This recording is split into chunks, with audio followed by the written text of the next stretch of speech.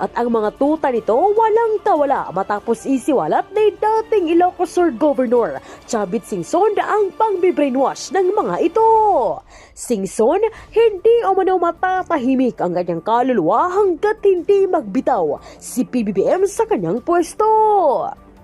Pero bago ang lahat, kung hindi pa kayo nakapag-subscribe sa channel na ito, please do subscribe para mas maging updated pa kayo sa mga susunod kong mga videos. Tila viral ang pambubulabog ngayon ni Chavit Singson na kung saan ikinanta niya ang utak si PBBM sa umano'y mga kalukuhan sa 500 billion flood control program ng gobyerno. Hindi na umano kinaya pa ni Singson ang patuloy na pagmamalinis nito sa media. Dahil anya pa, siniwalat lamang umano ni PBBM ang mga anomalya sa flood control projects upang mailayo ang kanyang sarili sa sisi ng taong bayan. Kung kaya't sinampal nito sa pagmumukha ni PBBM na hindi umano siya mananahimik hanggat hindi ito managot. Mga mahal kong kababayan, nagsasalita ako ngayon hindi bilang politiko, kundi bilang isang Pilipino nagmamahal sa ating bansa. Pero sa bigat ng mga nangyayari ngayon, hindi ko na kayang manahimik. Akala ko noon, asenso na talaga ang Pilipinas. Pero ito, binabagsak na naman tayo ng korupsyon. Ang taas na ang mga bilihin ngayon, tuloy-tuloy pa ang pagbaha. At ang pinakamasama, bilyong-bilyong piso ngayon ang nawawala gawa ng korupsyon ang mga proyekto panggobyerno. Itong flood control scandal ay ang pinakamalaking katiwalian na nasaksiyan ko sa buong buhay ko. 8 presidente na ang aking nasaksiyan na namuno sa bansang ito. At ngayon lang ako nakakita ng pinakamalaking sabwatan at sistematikong pagnanakaw ng kaban ng bayan. Lalo pang lumala ang pagbaha mula noong umupo ang ating presidente na si Bongbong Marcos Jr. Bakit? Dahil wala siyang malinaw na pambansang plano laban sa baha. Walang koordinasyon sa local government o mga governors o mayors at wala man lang nag-counter-check kung natayo na ang mga ito o hindi at nabayaran na ito ang gobyerno bago pa lang maumpisahan. Kawawa ang ating mga magsasaka. Binabaha pa din at ang kanilang tanim dahil palpak ang flood control project sa bayan nila. Tuloy-tuloy pa rin ang malakas na pagdaloy ang baha na sumisira sa mga tahanan ng mga pamilyang Pilipino. Buong bansa natin ay nagdurusa, lalo na ang mga mahihirap. Ang administrasyon ito ay gumastos halos 500 bilyong piso para sa flood control lamang. Sabi nila may 9,800 flood control projects. Kung ganun, bakit palala ng palala ang baha? Tandaan natin, ang pera, ang ating bayan ay hindi basta-bastang nailalabas. May proseso yan. At sa dulo ng proseso, isang tao lang ang may hawak ng desisyon, ang Presidente ng Republika ng Pilipinas. Bago pa man makarating sa Kongreso ang budget, ang Pangulo muna ang nag-aproba ang lahat. Sa kanya muna dumadaan ang National Expenditure Program or NEP. Ang plano kung saan mapupunta ang bilyong-bilyong pera ng gobyerno. Pagkatapos ng NEP, ang Department of Budget and Management or DBM at ang Department of Public Works and Highways or DPWH ang naglalabas at nagpapatupad ang mga proyekto ito. Itong mga departamentong ito ay reporting direkto sa opisina ng Presidente. Hindi sila kumilos ang sarili lang. Sumusunod sila sa direksyon ng Pangulo. Kaya nung naglagay ang Kongreso at Senado ang 450 billion para sa public work at 29 billion lang ang binawas ni Marcos Jr. Ibig sabihin, inaprubahan pa rin niya ang 421 billion kasama ang sarili niyang pinsan na si Speaker Martin Romualdez. Lahat ng mga malaking proyekto ng gobyerno, bawat flood control project, lahat yan dumaan sa opisina niya.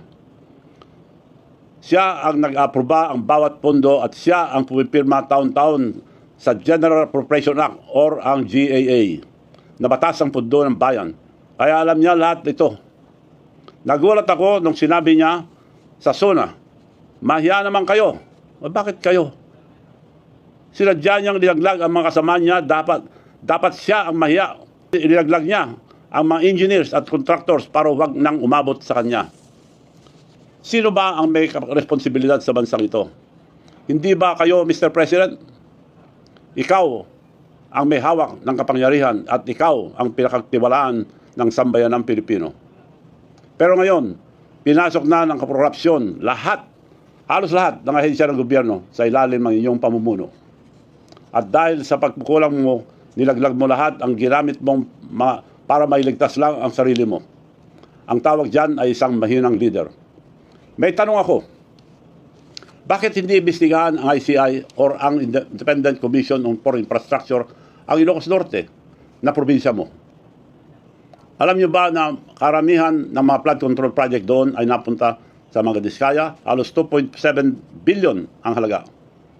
Ang balita ko ay may mga proyekto pang binabayaran muna bago pa matapos. Maliban pa sa mga uncompleted or mga ghost project. Hindi lang yon, mas marami pang flood control project na napunta sa paborito nilang kontraktor na si Mayor Arcid ng Lawag City. Mahigit 4 na bilyon ang binuhos ng pondo sa kanya. Ang kandidato mismo ng Pangulo at paboritong kontraktor nila mula nung konsel pa lang si Mayor. Bakit hindi ito iniimbestigahan? Kung nagagawa niya yan sa sarili niyang probinsya, paano pa kaya sa buong bansa? Kaya hinahamon kita, Mr. President, kung talagang tapat ka, unahin mong patunayan sa sarili mo ang probinsya mo. Ipakita mo muna ang iyong kredibilidad bago mo ipasa ang sisi sa iba. Inanyayan ko ang mga kabataan, ang mga religious group na pumunta sa Ilocos Norte at samahan ng ICI sa pag-imbestiga sa mga flood control project doon. Magsama kayo ng media para hindi maitago ang mga pag-imbestiga ng ICI. Tingnan niyo po kung paano nila ako patataymikin. Ibabaliktad nila ang kwento. Gamit nito walang basehang na plunder case laban sa akin. Pilit nila akong sinisiraan dahil pinili kong magsabi ng totoo. Ang totoo tungkol sa korupsyon na nangyari mismo sa pinakamataas na pwesto ng gobyerno. Ang paggawa lang nila ay gumawa ng plunder case sa akin para patahimikin ako. Ang nagsampa ng kasong plunder laban sa akin, si Atty. Tini Cordero, isang abogadong suspendido ng Korte Suprema ng 6 na buwan dahil sa paglabag sa Code of Professional Responsibility ang mga abogado.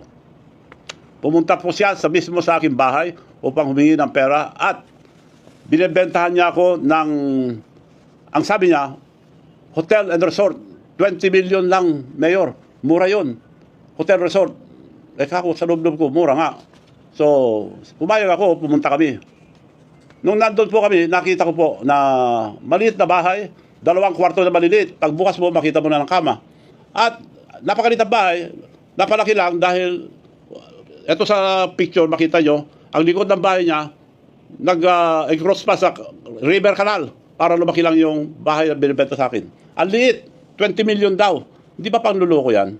Ganong klase itong babae ito. Pero ngayon, mukhang may nagpupundo na sa kanya na flood control para lang sirain ako.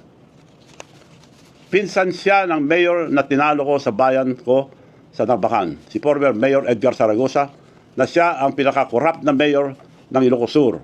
Sa pamumuno ng pamilya nila ng 33 years, halos walang nangyari, walang bagong building, bagong palengke, or bagong municipal hall. Mga ghost project lang. Ang pinakamasamang ginawa niya ang mga mag-imbento ng mga ghost farmers. Ang populasyon po, ang bayan ng Narbacan ay 44,000 lang. Ngunit sa isang maliit na barangay, nag-register po siya ng halos 65,000 ghost farmers, kung saan 80 farmers lang ang nakarehistro. Yan ang kaso ang dapat atupagin ang ombudsman.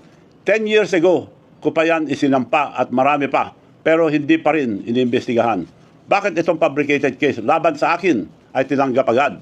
Ganyan sila. Patahimikin ang mga nagsasabi ng totoo at protektahan ang mga magdanakaw. Kung may mangyari sa akin, ikulong man nila ako or patayin, alam nyo na, gusto nila akong patahimikin. Pero okay lang sa akin, dahil nakapaglingkod na ako sa ating bansa at nasabi ko na ang mga katiwalian ang administrasyong ito. Ulitin ko po, payag akong magpakulong kung totoo ang kasalanan ko, na may kasalanan ako. Ako po ay isang tao na may isang salita. Sana po magising na tayo. Ilang beses ba natin pagbibigyan ang isang pamilya na magnanakaw sa kaban ng bayan natin? Never again. Tigilan na natin itong panluloko nila. Ito ang pagkakataon natin dahil alam na natin sino ang totoong mastermind. Matuto na tayo. Piliin natin ang katotohanan kahit mahirap. Pilitin natin yung tama. Huwag tayong matakot. Dahil laban natin ito sa mga korap na opisyal ng ating bansa. Mga kababayan, hindi tayo bubo. Hindi tayo pipi. Panahon na para sabihin, tama na, sobra na. Kaya ngayon, hinihiling ko sa inyong lahat, sama-sama tayo laban na ito para sa ating bansa. Huwag natin hayaan ang ICI na binuo ang Pangulo mismo ang magdikta ng limitasyon ng investigasyon nito. Dapat payagan natin ibang grupo na malayang makapagtanong tulad ang mga nangyayari sa Ilocos Norte. Huwag natin hayaang protektahan nila ang kanilang mga kaibigan, kamag-anak at higit sa lahat, ang Pangulo mismo. Lumalabas na po ang katotohanan. Huwag natin hayaan ang mga nakaupo ang mag-ayos ang problema dahil sila mismo ang may gawa nito. Hindi po darating ang pagbabago kung iantayin lang natin. Kailangan natin itong ipilit, itulak at ipaglaban. Una, sa ating magsasaka at manggagawa, ang pawis nyo ay bubuhay sa bayan natin. Kaya maningil kayo ng hustisya.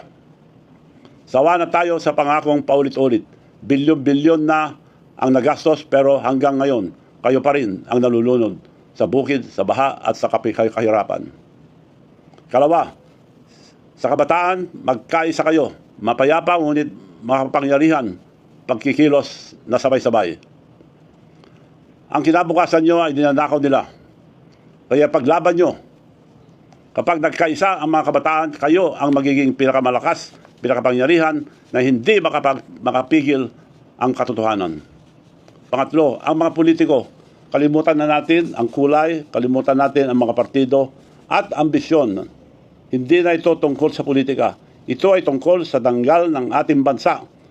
Kung kayo maglingkod sa ating bansa, magsalita na kayo ngayon at magsama-sama tayong lahat. Tandaan ninyo, maalala ng bansa ang mga tumindig para sa katotohanan. Ang mga duwag at hindi nagsalita at ang mga sumusuporta sa mga korap ay makakalimutan ang sambayan ng Pilipino. Pangapat, sa ating pulis at sundalo, nanumpa kayo na ipagtanggol ang Republika, hindi mga korap na politiko. Kapag ang mga tao ay nagprotesta ng mapayapa, ang tungkulin nyo ay protektahan sila, hindi pigilin. Ayon mismo sa ating saligang batas, Section 3, Article 2, civilian authority is at all times supreme over the military. The armed forces of the Philippines is the protector of the people and the state. Malinaw, hindi kayo protektor ng Pangulo at kanyang korap na gobyerno. Kayo ang protektor ng taong bayan at ang ating bansa. At panghuli, sa sambayan ng Pilipino, magising na po tayo. Huwag na nating hayaang ilibing muli ang katotohanan. Sawa na tayo sa kasinungalingan, sawa na tayo sa pangurakot, humingi tayo ng pananagutan. Imbestigahan ang Ilocos Norte, imbestigahan ang bawat proyekto, bawat pangalan, walang exempted, walang kamag-anak, walang kaibigan, walang crony, ilantad ang bawat ghost project, bawat perang ninakaw sa kinabukasan ng ating mga anak. Kung ang isang leader ay hindi kayang akuin ang kasalanan ng kanyang gobyerno, mas mabuti pang magbitaw siya kaysa ipagpatuloy ang panglilinlang sa bayan. Huwag niya na sanang antayin magalit pa ang tao, baka mas masama pa ang mangyari sa kanya kaysa tatay niya na pinatalsik ang buong bansa.